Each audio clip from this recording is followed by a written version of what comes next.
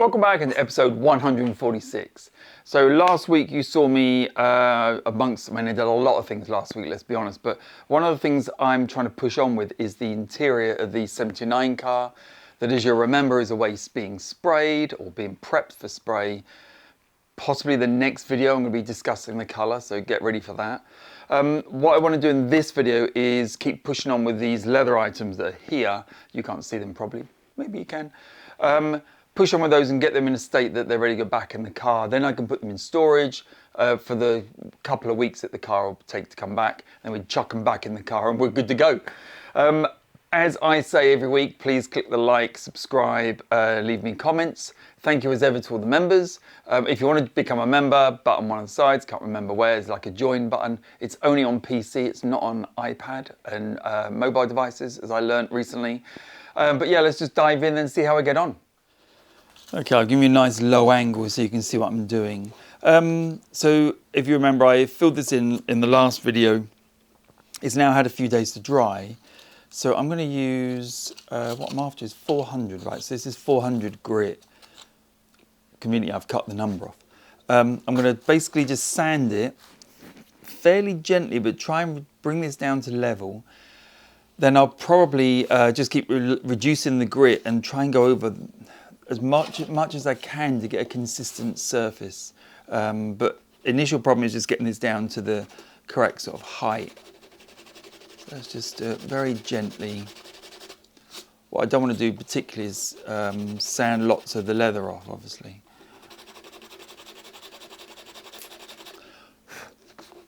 It's coming down. Like anything and anyone would if you were being rubbed with 400 grit sandpaper. It's probably a little bit aggressive. It makes for a shorter video.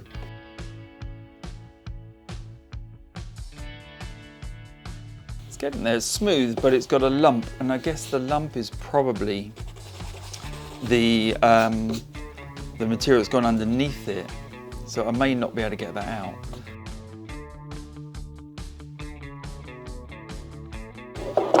All right, so let's leave that one there.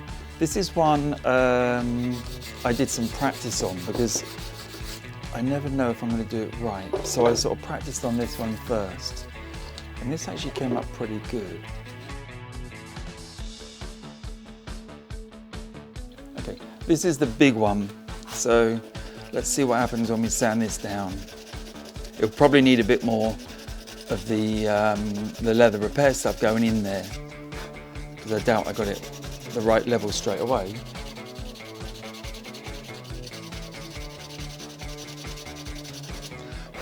It certainly comes down with 400 grit.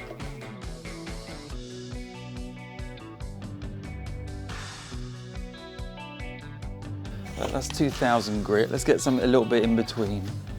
I actually have a pack of this stuff. I can't remember where I bought it now. It probably was on Amazon, because most of my things seem to come from there. So there's 800. Let's have a little slice of 800. What did I say? I've got 2,400. Let's go 800. Let's cut a little slither of that off.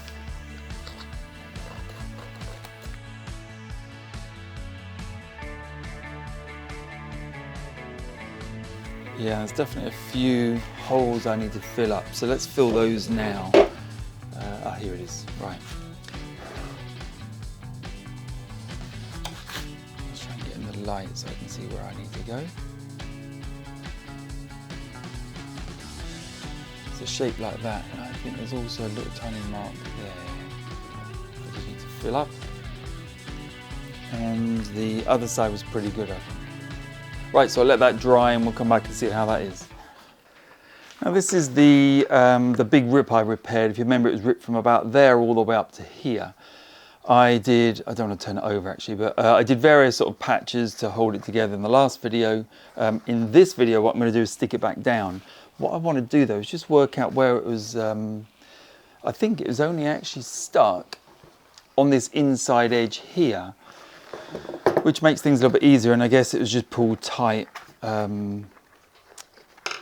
tight all around, which is what made it sort of just drape over it. When I took it apart, it felt like it was stuck to the foam, but I guess it wasn't.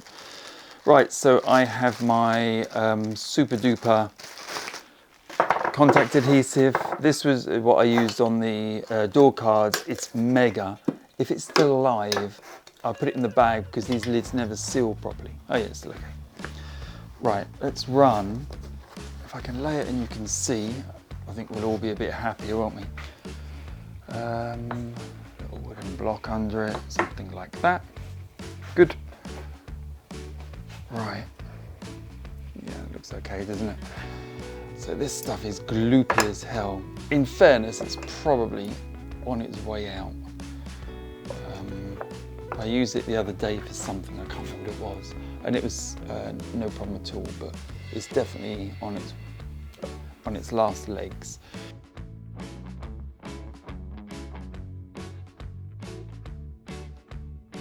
And I just want to pull it tight, so I'm going to roll it round and stick it on. I'm pulling it, but I'm not trying not to stress it too much.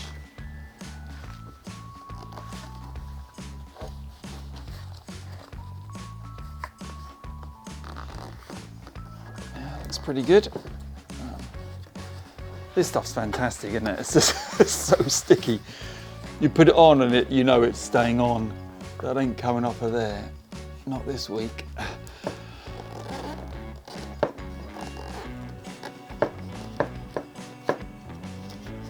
Okay, that's good there. So what I'm gonna do is nothing. I'm gonna let that dry and then I'm gonna come back around and do the other side. What I need to do is glue underneath here as well, but I don't want to rush anything. I just want to just get it on there and get it going. And just to give you a bit more of a zoom in, from there to there was the repair. You can see there's a big sort of lump here. This is where it was ripped around this sort of edge. I'm going to come back later and see if I can fill it up a little bit more. But it's basically the important thing was to pinch these two together, which is done really nicely.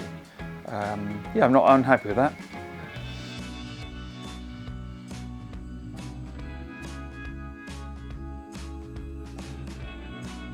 Looking at this, this is like the headlight surround, and I fiberglassed the back end a couple of days ago, as you remember. A bit extra there, so cut that off while we stood here. And what I'm going to do now is use some of this sort of Genolite epoxy putty stick. No idea if it's any good. Okay, so taking off probably the amount I need. All it says is knead it into the all the cracks and the shape you require. I'm actually going to fill up the hole because it's very easy for me to drill that back out again. Right, I think that's looking quite good. I was just looking around the garage and I noticed I've got this, which is my cluster pod, can't remember what you call them now. I'm tempted to use up this plastic in here. Notice the gloves are off, but let's just roll with that for the minute. I'm going to use this plastic stuff to make up the shape, and then after I'm going to put my leather stuff on top of it. Let's try it, see what it does. You can see the shape. It's obviously where the key sort of hits it as someone puts it into the lock, and or the ignition barrel, and it's sort of worn away the edge. I think it's pretty good. This has now had what we term as long enough, and there's that sort of test piece, nice and hard. What I'm going to do then is put a bit of this, I can't remember the grits, whatever this one is, quite rough, 140 or something, on a block and just sand it down. I'm holding it purposely rather than putting it on the table so I don't apply too much pressure to it and crack it anywhere else, where if I'm holding it I can feel what I'm doing. Okay, it's not a DA, but it's my drill, and it is quicker, so I'm going to use that. It's got the same, the 180 grit sanding disc. I'll use that and just take this down a bit. I need to be quite careful not to get too carried away. So I'll be watching what I'm touching with it.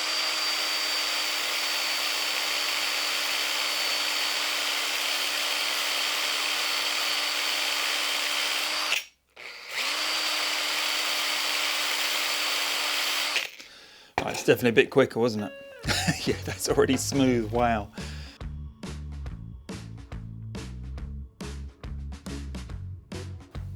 Right, back down to the hand now. That was pretty good, wasn't it? That was just a few seconds of buzzing, and I mean, I don't want to say it's already done, but that is very close to done. That was pretty impressive.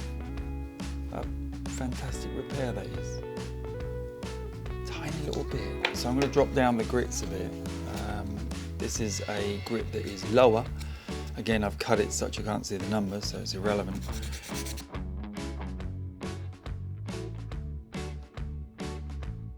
Yeah, like that. It's very good. Okay. Next on the plastic repair is the pod cluster. Cluster? Not cluster. The cluster pod, maybe.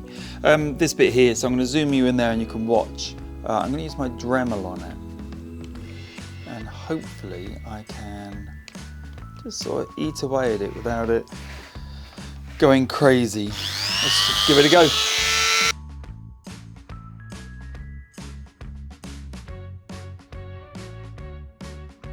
Right, it's taken a lot of it off.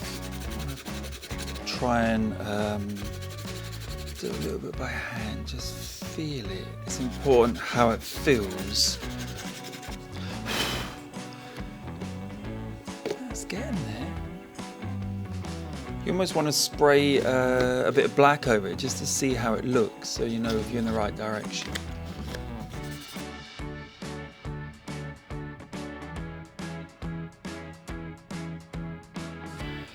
That's how this is looking at the moment. I went ahead and used this, what was it, like leather repair stuff that I've been using on everything else. So I thought, well, it's black, it might work.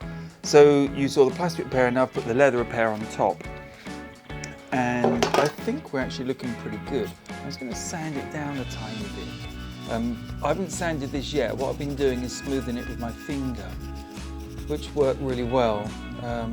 I'm not sure sanding is actually going to work, but let's try, see what we've got. I'm not worried if the white shows through because I'm going to be spraying this all black shortly anyway.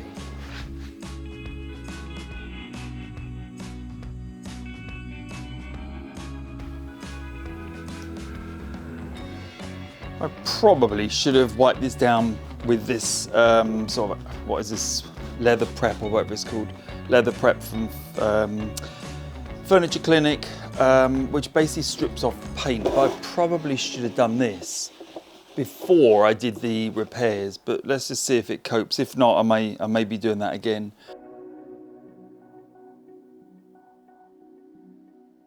All right, there we go.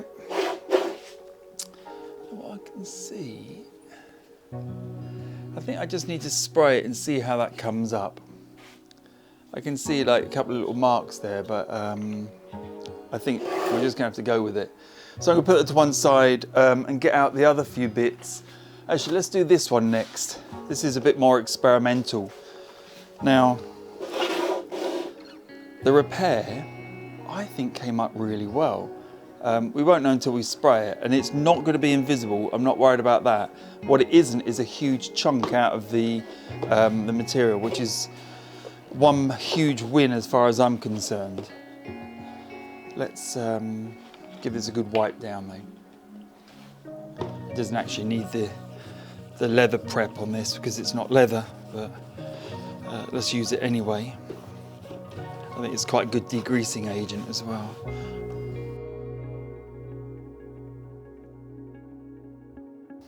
I'm still struggling to know what to do about the dashboard. So if you've got some, well, one, if you've got an early dashboard sitting in your garage, please let me know. Two, if you've got any good ideas about what I should do.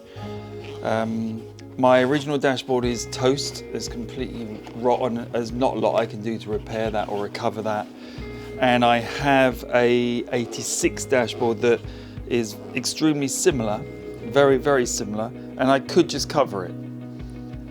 I just don't know whether I should just cover it. So if you have any comments, please, let me know on that.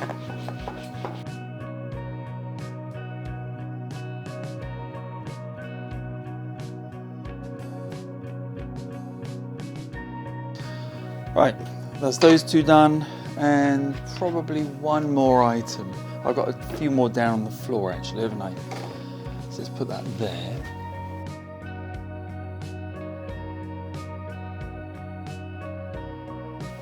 So I've just opened up a bit of cardboard in my garage to make this sort of makeshift spray booth. This is what I'm going to try spraying first. I've not used this airbrush, so airbrush and the black leather paint for a while. Well, the best I've got is some tissue. I had the actual sponge that came with the kit, but God knows where it is now. And lighting's not that good here either, because I'm kind of leaning over where the direction the light's coming from. If I can, I'll walk around the other side in a second. But let's just sponge this on for now. Right, it's taking a little while just to get the airbrush working again, but you see it's spraying nicely. So let's just spray this up. No special skill involved.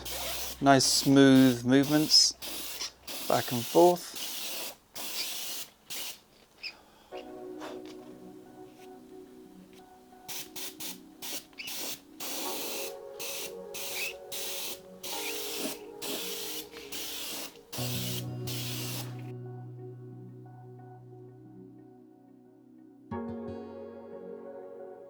So let's put that to one side, let it dry, and we'll do some more coats on it in a minute. What I'm really keen to have a go at is this, the pod. Let's just check the airbrush is not clogged up. Pretty good. It's quite a nice fine spray it puts out.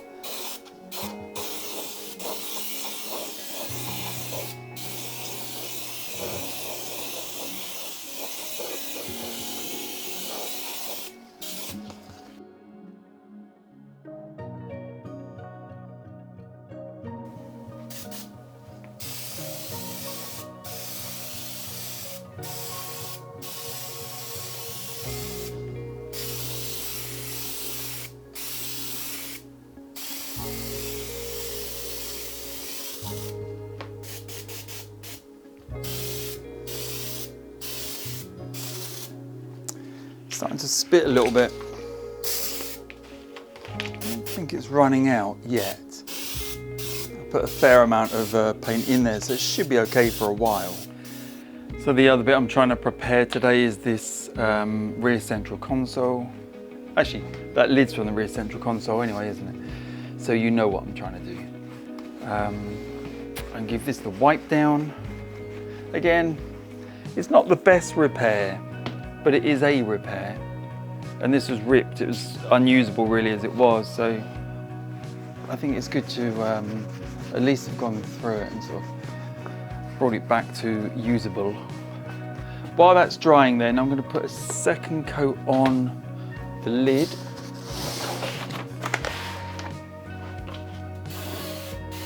What you find is this bungs up, so there's a little bit of, not bunging up now. I just adjusted the nib slightly, but yeah, as it dries, the paint sort of coagulates, I guess, in the pipe and stops it coming out. And that's why I've got, there's a little, you'll see a little piece of wire floating around, and I use that to sort of poke down the nozzle. Not necessary at the moment though. It's really coming out nice.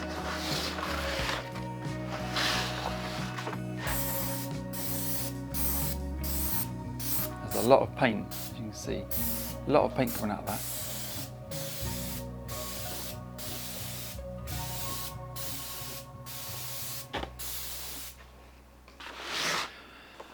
Right, they can go over there again. Let's give this a first coat. Get a nice angle so it's in the light.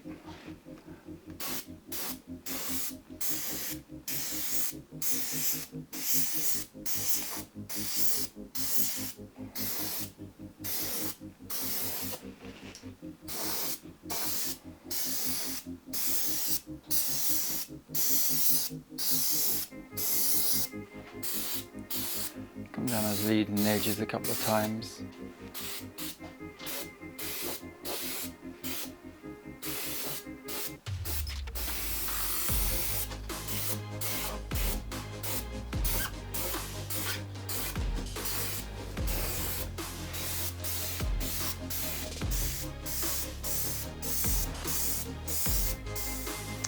Paint is all dried now. I'll give you a quick look and see what we're dealing with. So yes, you can still see the repairs, but they're not bad at all. I think that's pretty good. I'm very happy with that. This one had the enormous rip here. So this is a bit of a case of anything I can do to stop it tearing. And again, I could spend forever sort of rubbing it and making it perfect. I think it looks fantastic. That is good to go. And then lastly, the binnacle, if I can pick it up. I always try and pick it up without touching the painted surface too much. So the actual paint job is amazing. The repair down the bottom there, yeah, again, it's one of those cases I could do better. But once that's got all the ignition stuff in and things and the key in there, you're not even going to notice that, I don't think. I'm really pleased with that. I might decide to do a little bit more on it, but for the moment, I'm happy. They're good to go. The actually spraying these is so trivial. It doesn't bother me. If I think, I might wake up tomorrow and think, I might just rub this down a bit more and put some more stuff in it. And I'll just spray it again. It's so easy. I've got a lot more to spray. I've got all of the rear panels, all of the A and B panels, the roof lining and stuff like that. So it's really no big deal. Right, I'm gonna leave it there. I'm quite pleased with that. I mean, yes, I could do better, or yes, someone could do better. I could do better if I spent longer sanding them and prepping the material. Basically the sanding is the amount of sanding, and I backed away because I don't want to sand through the leather completely, and I don't want to completely take off the texture that is there. Leather has this sort of texture. I had in my mind that if I did take it off, I could use this. This is a piece of leather with texture on it, and I could sort of press it on, but I've never tried it. It's more theoretical. So I think it's probably safest for me just to steer clear of that for the moment. These are repaired good enough. This one, you can't tell from there, but to me, that's really good. I don't think anyone will ever see that, ever notice that it's had a hole, a rip, sorry. And this one is the central box. Again, there's a massive cigarette hole here. No one will ever see it. I think it's really cool. So nice to be able to do this sort of stuff. It's really easy. I thoroughly recommend trying. It's Furniture Village where did I get it from? Is it Furniture Clinic? I keep saying Village, I don't know why. Furniture Clinic, I got that stuff from 60 quid, something like that. And you get the little airbrush and the paints and stuff, the prep materials. It's really good, really impressed with that. I've got a lot more leather to spray. I've got the headliner, which is down there after being straightened. I'll have maybe the dash, I don't know, probably that'll be okay. But those massive rear panels, they're about this wide each, that go down the inside of the boot, around there, and the back of the boot, and my God, there's a lot to do. Anyway, as I always say, thank you for watching. Like, subscribe, comment. I'll see you next time.